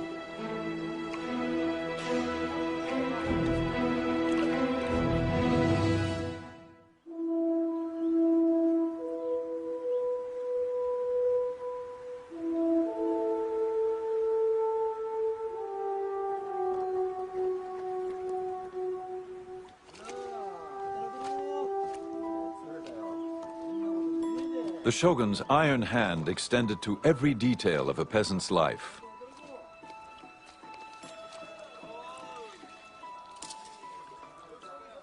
Farmers must work in the fields from dawn to dusk. Wives and daughters must make meals 3 times a day, put on red headbands, and take the meals to the fields. Once men are home after dusk, sisters-in-law and female cousins must put the chapped feet of the man on the stomach of his wife and massage them.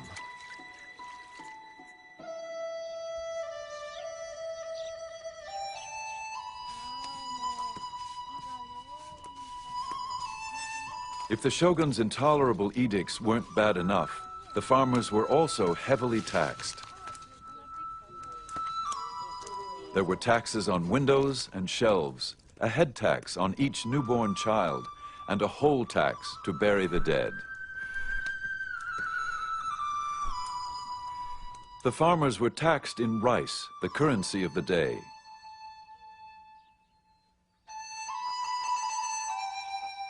Ironically, farmers were not allowed to eat the rice they grew.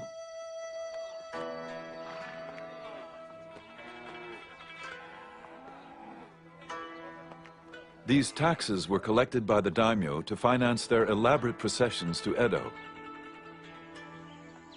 and to pay the stipends which supported the samurai class.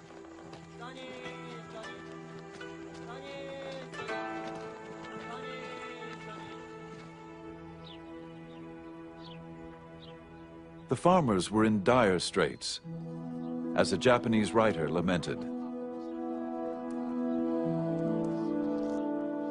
Year by year, the farmers grew more exhausted.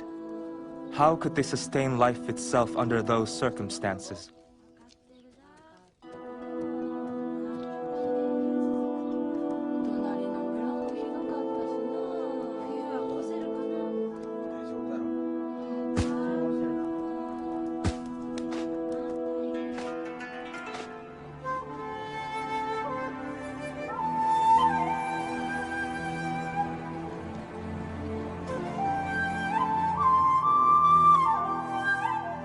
In the Shimabara Peninsula in the far south of Japan, drought and famine further depleted the meager harvest.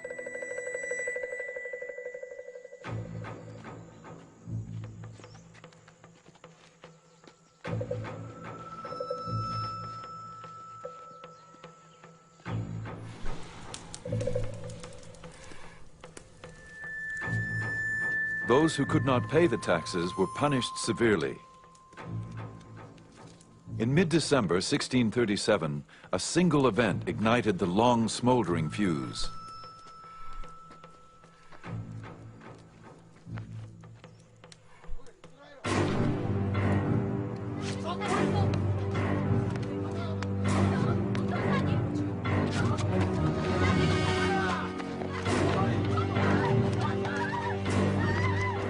The young daughter of a farmer who owed taxes was seized and tortured.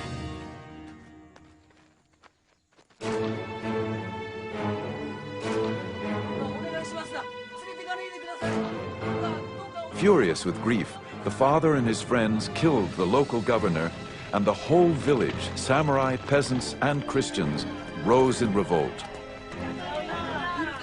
Soon the whole area was in the hands of the rebels, nearly 40,000. So what began as a social upheaval, a social revolt against the tremendously harsh taxation against the peasants, leaving the peasants almost starving, what began as that somehow developed into a Christian rebellion. A European merchant reported on the rebellion. A few days after the outbreak, the Christians joined the farmers. They cry out throughout the whole country that the time had now come to revenge the innocent blood of so many Christians and priests, and that they are prepared to die for their faith. The rebels swarmed into an abandoned castle surrounded on three sides by the sea. Feeling protected, they brought in their wives and children and barricaded themselves inside.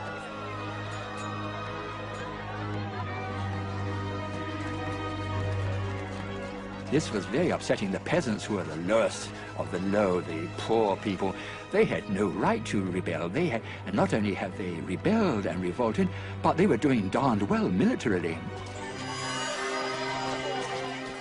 And so no wonder the shogun was worried about this, because this might set an example to other parts of the country that had become unsatisfied with the crushing taxes which the peasants were paying.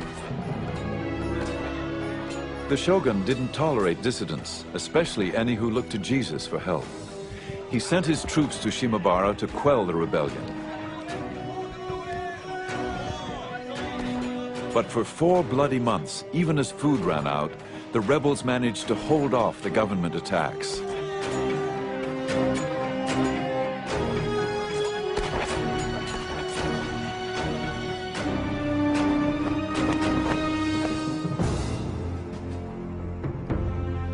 The shogun was so incensed at the continuing rebellion that he asked the Dutch to send a ship with cannons against the besieged castle. The Dutch were reluctant to take part in this campaign, but Nevertheless, they desperately wanted to hold on to this toehold which they had in trade with Japan. And so if they didn't obey the order of the shogun, he might well say, well, okay, you can pack up and go home. The shogun ordered the castle set ablaze. Still, the rebels fought back. But in the end, their fate was sealed. And the castle fell finally through starvation, and then followed a dreadful slaughter.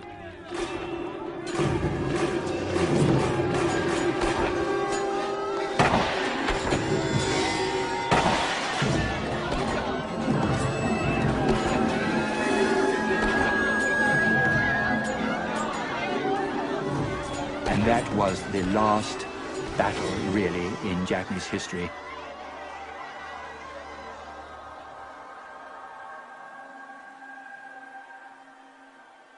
The Shimabara Rebellion was the excuse the shogun needed to finally eradicate Christianity from Japan.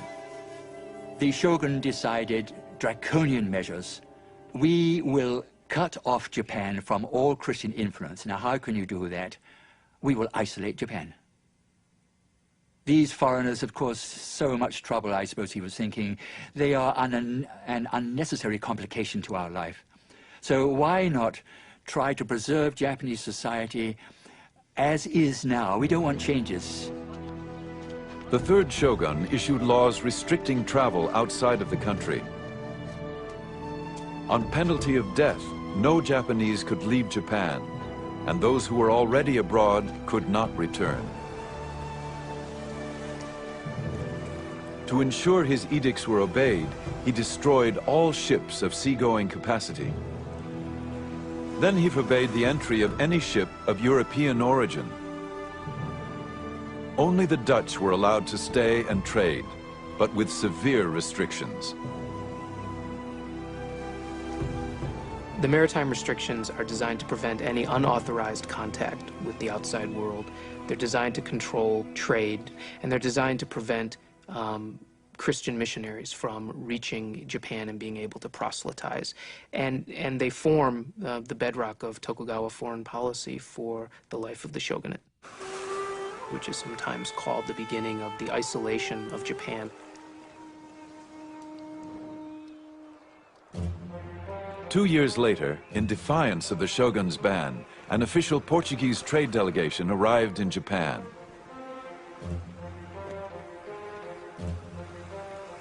The shogun showed no mercy and ordered the execution of 57 of those aboard, ambassadors and their crew. He ordered the ship burned. The few survivors were sent back with this warning. A similar penalty will be suffered by all who come to these shores from Portugal, whether they be ambassadors or sailors, whether they come by error or driven by storm. Even more, if the King of Portugal, or even the God of the Christians were to come, they would all pay the very same penalty.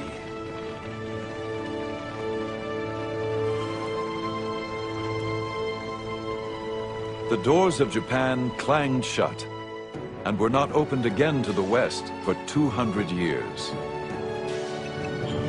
The will of the shogun had prevailed.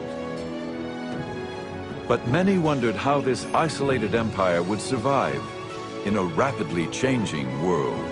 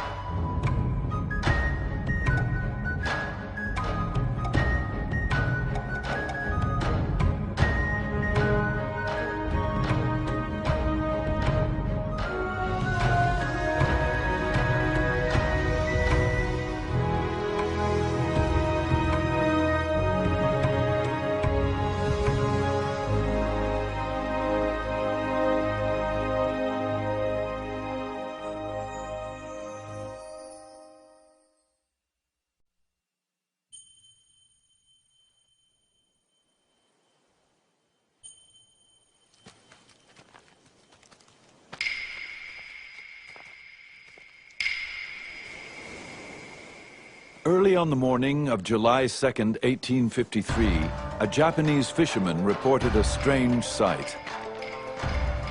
I was told there were ships on fire. I ran up the mountain to get a good look. The ships came nearer and nearer, until the shape of them showed us they were not Japanese ships, but foreign. And what we had taken for a conflagration on sea was really the black smoke rising out of their smokestacks. Steamships, like most Western innovations, were unknown in Japan. Now there were 4 in the harbor. The American squadron, armed with cannons and almost 1,000 men, was ready to force its way onto Japanese shores.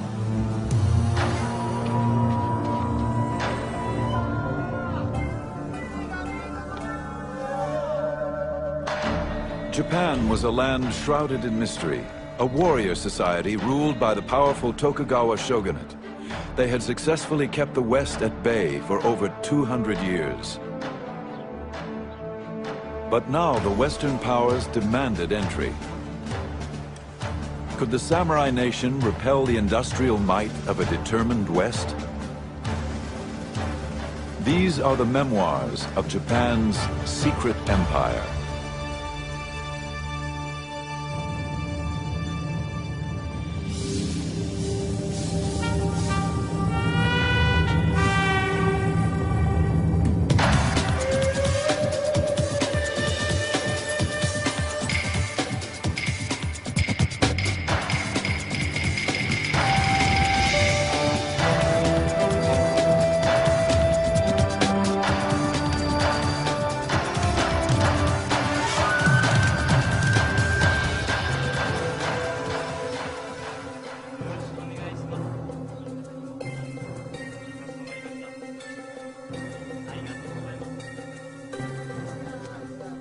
All those who are in contact with us are bound by an oath and signed with their blood not to talk or entrust to us information about the situation of their country, their religion, and secrets of government. So reported the German doctor Engelbert Kempfer, one of the few Europeans allowed in Japan. It was the year 1690, and the Japanese viewed Westerners as barbarians who threatened their orderly society. The Japanese were determined to keep their doors closed to the West for as long as they could. There was one exception, a small settlement of Dutch traders who agreed to live in confinement on an island in Nagasaki harbor.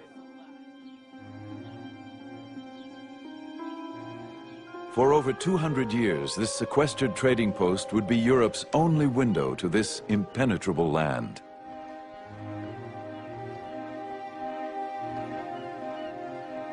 The Dutch East Indies Company sent Dr. Kempfer to provide medical care for the Dutch community.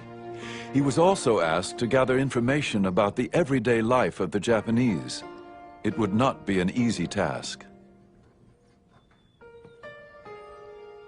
They are strictly and strongly guarded from the inside and the outside by various guards treating us not like honest men, but like criminals, traitors, spies, prisoners, or to say the least, hostages of the shogun. This jail goes by the name of Dejima. The Dutch lived like prisoners on Dejima. But Kempfer was fascinated by the opportunity to write about something nobody else could get access to. Dejima was tiny. Kempfer counted 236 steps across and 82 wide.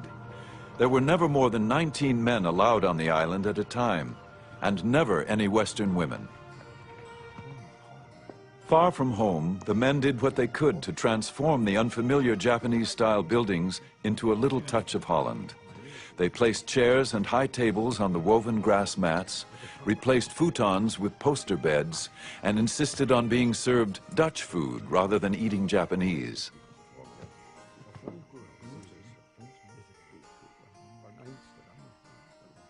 No Japanese, except for prostitutes, were allowed unsupervised contact with the Dutch. Yet, in order to gather information for his reports, Kempfer managed to create a small group of inadvertent Japanese informants.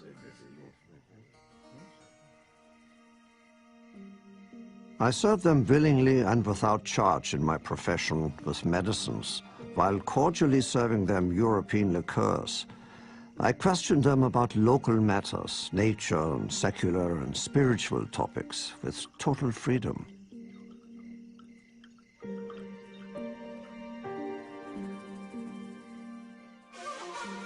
The Japanese were as inquisitive as Kempfer. The Dutch settlement was their window to the exotic world of the West. But the trickle of information that arrived from overseas was carefully guarded. Every time a Dutch ship arrived, the Dutch ship would have the latest news from Europe, and that news would be given to the Dutch authorities in Nagasaki, and then that news would be translated into Japanese and rushed immediately to the headquarters of the shogun. The ruler of Japan, the shogun, hungered for news of the outside world. He commanded the Westerners to present themselves at his castle once a year. The only time Kempfer really saw Japan was when he traveled from Nagasaki to Edo, which was the shogun's capital.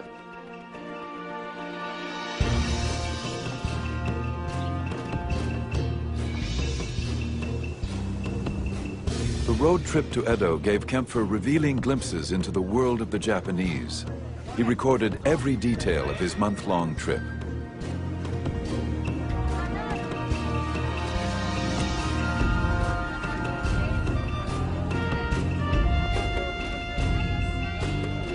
We received many of the honors that are generally shown to the provincial lords.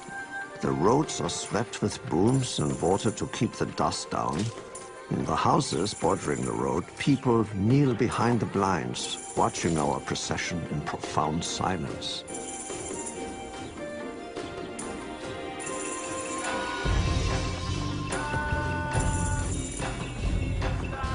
An incredible number of people daily use the highways of Japan's provinces. Indeed, at certain times of the year, they are as crowded as the streets of a populous European city. The reason for these crowds is partly that the Japanese travel more often than other people. Kempfer would write about all of the travelers, samurai and their lords called daimyo, merchants and roadside performers, Buddhist monks, and a group of young women who dressed like nuns. They cover their shorn heads with silk hoods and adorn themselves nicely. Each attaches herself to one particular traveler, starts up a rustic tune, and as long as it's to her advantage, she accompanies and amuses him for several hours.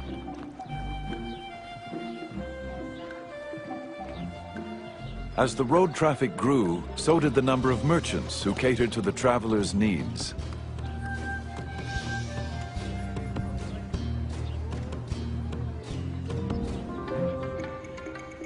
We saw many fine stalls, those of merchants and cloth dealers, medicine dealers, traders in idols, booksellers, glassblowers, pharmacists, and people crying out their wares.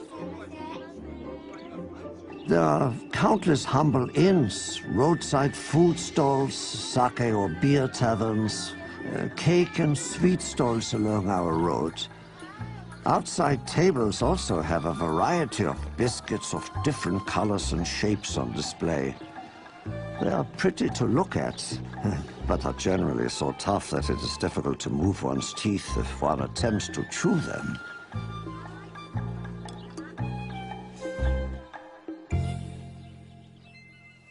Tradesmen, once considered social parasites, were beginning to improve their position in Japanese society.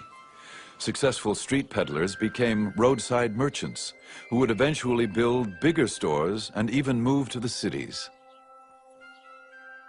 Kempfer was witnessing a changing way of life in Japan that would soon shake the very foundations of this highly ordered society. The samurai weren't allowed to engage in trade, so the merchants' standard of living was rising while that of the samurai was falling, and that was just not appropriate for Tokugawa society, where the samurai were the top class. The samurai were the elite ruling class, less than 10% of the population. In Tokugawa, Japan, one was born a samurai, and only a samurai had the right to carry 2 swords. Obligation and loyalty to one's daimyo master formed the basis of their warrior code.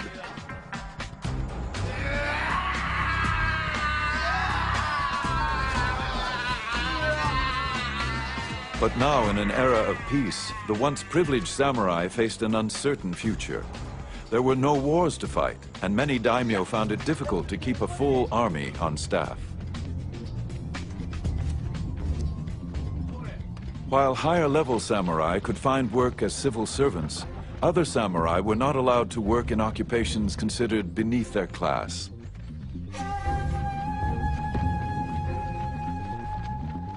An increasing number of unemployed samurai, called ronin, wandered the countryside looking for a new master.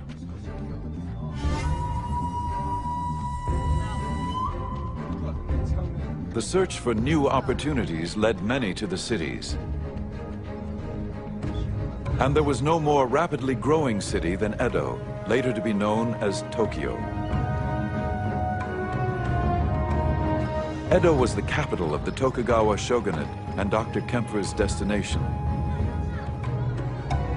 Here he would finally come face to face with the shogun, the most powerful person in Japan.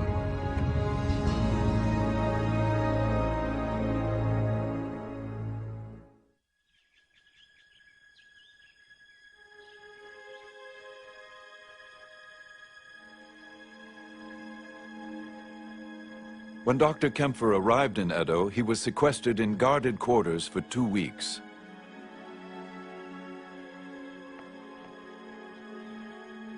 Finally, he was summoned to appear at the castle of the 5th shogun, Tokugawa Tsunayoshi.